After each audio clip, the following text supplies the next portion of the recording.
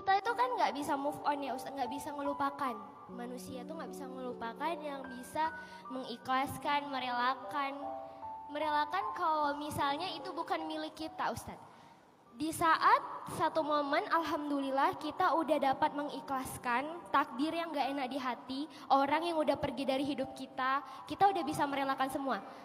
Tapi suatu saat dia datang lagi ke kita Ustadz. Someone, bukan tentang someone aja, maksudnya pekerjaan itu, cita-cita itu, kita udah merelakan dia. Kita denialnya, jadi kita kayak apa aku terima lagi ya, atau aku nanti kalau terima dia lagi ngulang luka yang lama. Jadi gimana jawabannya Ustadz? Ntar saya lagi menghayati kondisinya ya, karena saya kalau dalam majelis kayak gini tuh nggak pernah mau jawab secara teoritis.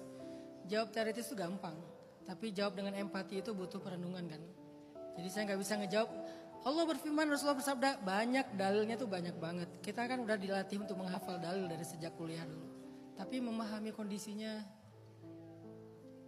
gimana kalau saya ada di posisi Kak Nabila, seseorang yang pernah penting bagi kita, walaupun nanti pertanyaannya bisa berkembang ke kasus yang lain ya, bukan hanya kasus hubungan. Yang pernah penting bagi kita, jadi harapan kita, tapi dia juga yang paling dalam ngelukain kita. Di saat kita hampir bisa move on, muncul lagi. Jadi kayak ibarat luka udah mau kering, tiba-tiba basah lagi. Gimana caranya? Aduh gimana ya?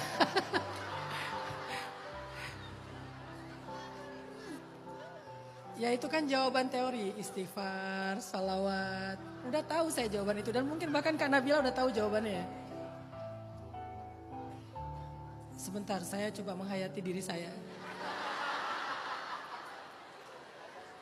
Kondisinya beda ya, kalau kondisi Kak Nabilanya udah punya komitmen, maka belajar untuk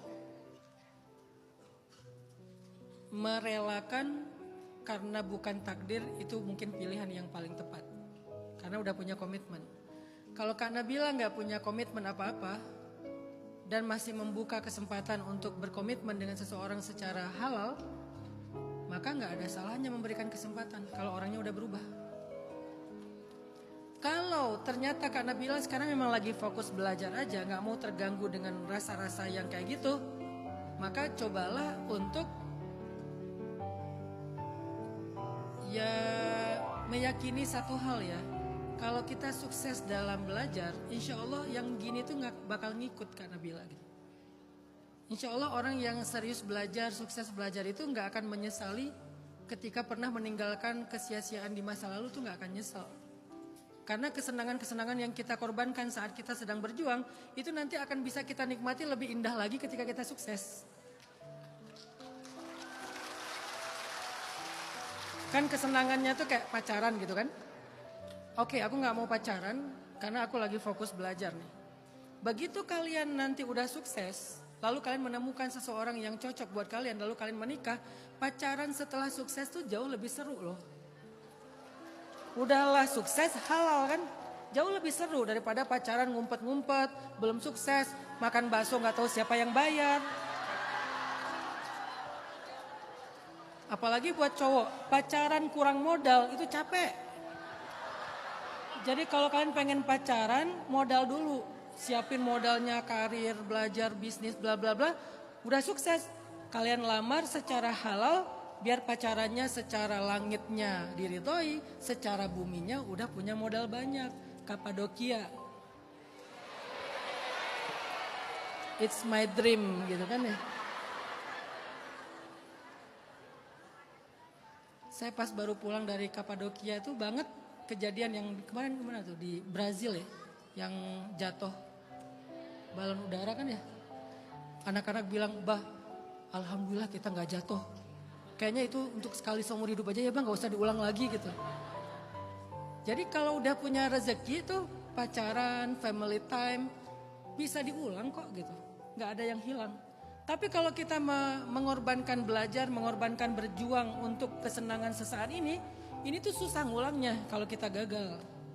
Makanya ada 3 kondisi. 1, kalau Kak Nabila udah berkomitmen, maka lepaskan dia dengan keyakinan kepada takdir. Dia memang bukan takdir saya, udah.